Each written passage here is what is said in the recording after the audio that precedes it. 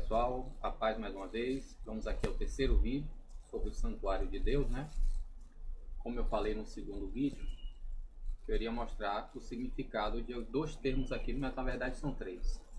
O primeiro termo, que é esse que Jesus diz aqui,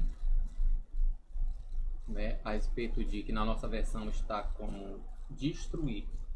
Esse termo aqui, ó, Evangelho segundo João, no capítulo 19, os judeus perguntam a ele, né? Os judeus perguntam assim, no versículo 18, responderam então os judeus e disseram a ele: que sinal mostra a nós?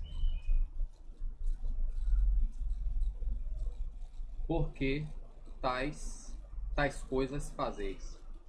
Aí versículo 20, responde a eles Jesus e responde a Pecrite e Jesus.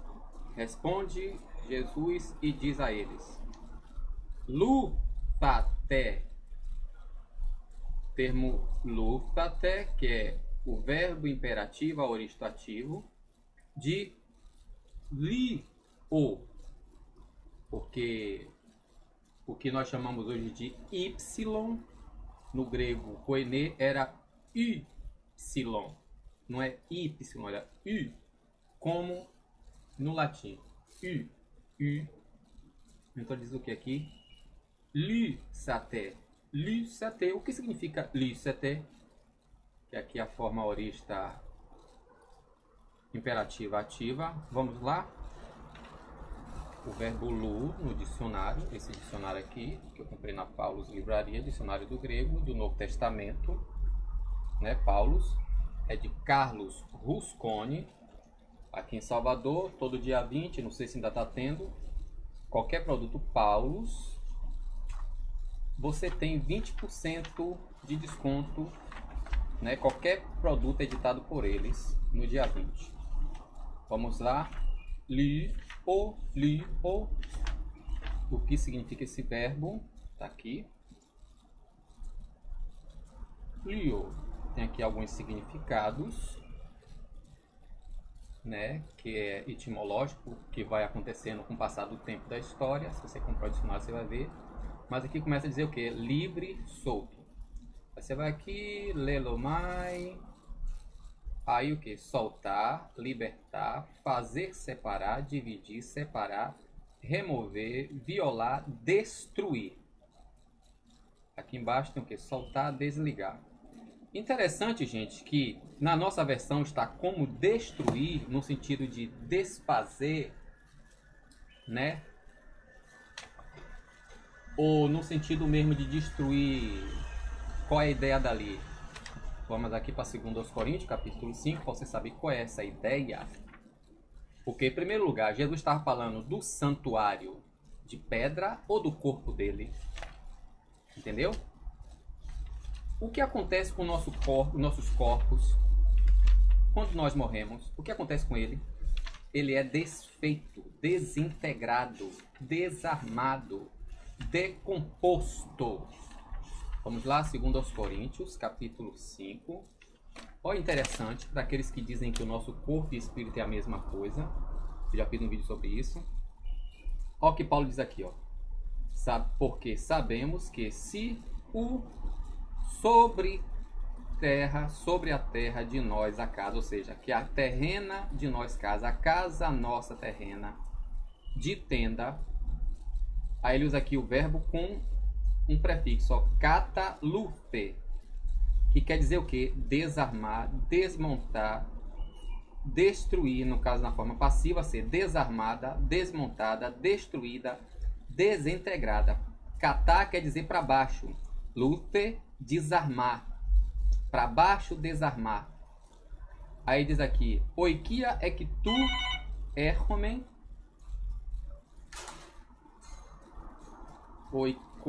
oikonomen ek theu erromen. um edifício de dentro de Deus possuímos, casa não por mão feita. Me perdoe. Não estava olhando aqui para saber. Aí Paulo diz,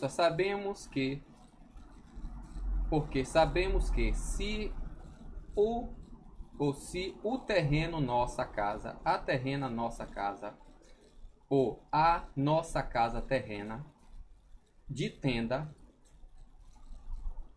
for desarmada, for desfeita, for destruída, ó como é bem técnico o termo aqui, né?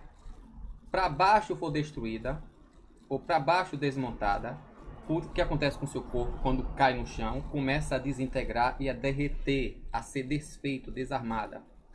Aí Paulo usa a mesma linguagem aqui que Jesus usou lá, porque aqui não está falando de templo feito por mão humana, está falando do corpo humano.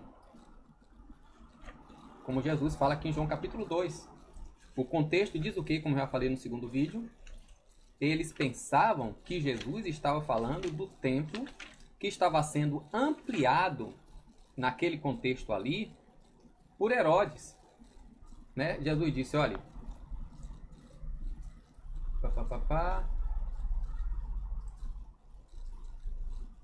respondeu Jesus e disse a eles, saltai o santuário e dentro de 3 dias reerguerei a ele. Erguero é o futuro de egeiro, que quer dizer o quê? Ressuscitar, levantar de novo, reerguer. Então disse os judeus, 46 anos foi edificada o santuário este santuário, e tu dentro de 3 dias reerguerá a ele. Mas aquele, ou seja, Jesus, que aqui está no singular, é o pronome relativo no singular, que o grego faz isso. Para você saber quem é aquele, tem que ler o contexto. Mas aquele falava acerca do templo do corpo dele. Quando então quando foi reerguido de dentro os mortos, foram lembrados os discípulos dele que isto falava, e creu na escritura e na palavra a qual disse Jesus. Então essa palavra aqui você já sabe que é soltar, desfazer, no sentido de desmontar, desintegrar. Por isso que a palavra destruir, que aqui fala no estado de você mata a pessoa, o corpo dela se decompõe. Não tem mais, humanamente falando, como reconstruir aquele corpo que já está morto. Só um poder miraculoso e divino, como vai acontecer na ressurreição dos mortos. E o que aconteceu 3 dias depois da morte de Jesus? Ele ressuscitou. A segunda palavra é essa aqui, gente, ó. Naon ou naos. Naon está na forma neutra e aqui naos está na forma nominativa, singular. O que é naos? Que é santuário. Vamos aqui para o dicionário Vini. Esse dicionário que muita gente da Assembleia de Deus tem, mas nunca faz uso, ou porque não foi desperto, ou porque não tem interesse. Dicionário Vini, que ninguém é obrigado, né? Interesse particular, na página 1012, tá aqui a palavra templo. Vamos lá para aqui fazer a leitura.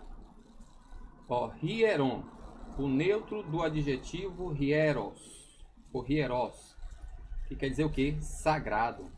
É usado como substantivo que denota lugar sagrado, templo, em Atos, capítulos 19 e 27, de Diana ou Artemis, que é a mesma deusa. Marcos 11:11, em Jerusalém, significando o edifício inteiro, com seus recintos ou parte dele. Isso é o que? Hieron. Em distinção de naos, que é santuário interno. Sabe o que significa isso? O que era que existia no Santo dos Santos. O Santo dos Santos era o quê? Era o santuário interno, assim como o santo lugar. Diferente do Hieron, que é a nave do templo. É só, aí o exemplo número 2, se você tiver, você vai ver. Fora dos Evangelhos e Atos, né? Fora do Evangelhos e Atos, só é mencionado em 1 aos Coríntios 9:13. Jesus ensinou em um dos pátios ao qual todas as pessoas tinham acesso. Hieros. O termo hieros nunca é usado no sentido figurado. O templo mencionado nos Evangelhos e em Atos foi começado por Herodes no ano 20 a.C. e destruído pelos romanos em 70 depois de Cristo. É interessante que esse templo foi construído, segundo a chave linguística, em 63, 7 anos depois da conclusão do templo, ele foi destruído por Tito. Agora vamos ver agora Naós. Vamos lá? Naós. Naós, santuário ou sactário, era usado entre os pagãos para denotar o santuário que contém o ídolo. Atos 17:24, 19:24, onde indica miniaturas. Entre os judeus, o santuário no templo, ou seja, a parte interna no templo, no qual só os sacerdotes podiam entrar legitimamente. O santo lugar e o santo dos santos, onde tinha a Arca da Aliança. Esse santo dos santos, só o sumo sacerdote entraria uma vez no ano. Jesus, sendo da tribo de Judá e, portanto, não sendo sacerdote, enquanto estava na terra, está lá em Hebreus, capítulo 7, aí você vai ver aqui, não entrou no Naós. Quando, segundo a Tessalonicenses 2:4, veja, né? E aqui, entre outras coisas. Então, Naós, que é usado aqui por Jesus e por Paulo, era a parte interna. Vê qual é a ideia que eu tenho, a ideia que você tem acerca de santuário. Vamos ver aqui algumas coisas aqui no dicionário novamente, que nós vimos aqui Lu. Vamos ver aqui Naós, lambda, mi.